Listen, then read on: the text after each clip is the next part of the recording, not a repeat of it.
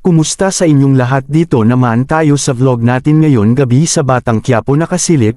Unang-una sa lahat ito ay teaser video lamang para ma-update sa Batang Quiapo. Huwag kalimutan follow at subscribe ang channel para update. Ito nga si Colonel Suarez ay galit na galit kay Roda dahil sa daming problema ay dinagdagan pa niya kaya ito pinaalis niya ito kasi sa problema kung saan hinahanap niya ito si Primo. Dito sila sa labas at sinabi ni Kapitan Pahiramin kita ng kumita at unang para may matulugan ka sa barangay hall kaya salamat si Roda ito. Dito pinatulog sila Primo at mga kasama ito sa lugar ni Ninang para safety sila. Sabi ni Primo ay balikan natin si Agustos pero kailangan nakaplano ito para maayos natin makuha si Amanda. Dito ay pumasok si Molong sa opisina ni General Pacheco Agustos at nag-usap sila nito kasi sinabi ni General Pacheco kay Molong nasa hospital si Amanda at nabaril ko. Ngayon gusto gumawa ng paeng si Molong plano niya para makalabas si Primo. Sabi kay Molong kay General Pacheco Agustos. Ito si Primo ay pinag-isipan ng mabuti ang gagawin sa pagkuha kay Amanda. Ayaw niya padalos-delos dito.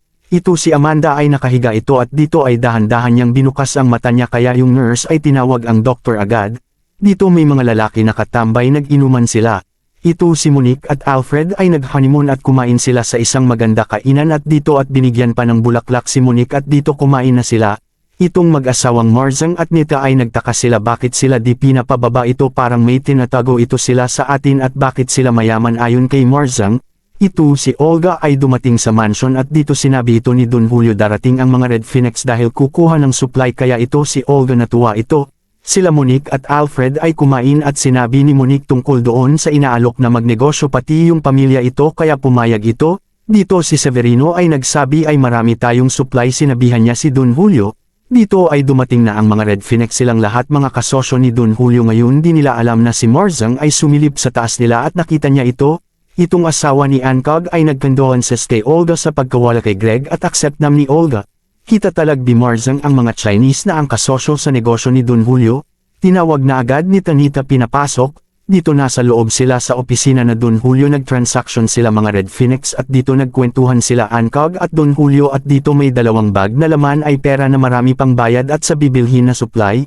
Dito si Marzang at Nita ay pumunta sa likod sa opisina kung saan sila ang transaction dito sumilip silang dalawa at nakita nila ang pera na binuksan ni Severino sa harap ni Don Julio at nakita nila ito daming pera ng pabuksan na sana ang supply ay napalingon si Olga at may nakita siya na may sumilip at pinigilan ni Olga nito sinabi kay Olga sa papa niya na may nakasilap kaya di natuloy pagbukas. Kaya nagtaka silang Red Phoenix dito pati si Don Julio.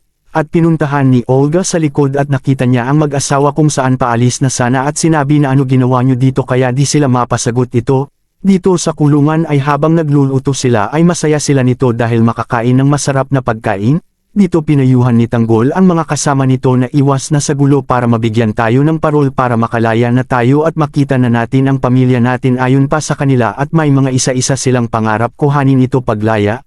Ito si Tanggol ay pupunta sa CR. Sinabihan ni Warden si Bong na bawal kayo sumamblay dahil alam nyo na at mapalitan kayo kaya silang grupo ay panay race back sa sinasabi ito kaya, ito si Ben at Tanggol ay nag-usap sandali at sabi ni Tanggol na mag-CR ako sandali, habang nasa CR ito ay nakita niya may mga taong lumabas ito at nagtaka siya mga grupo ni Bong kasi mga hitman sila. Abangan bukas sa Batang Quiapo huwag kalimutan follow at subscribe ang channel salamat.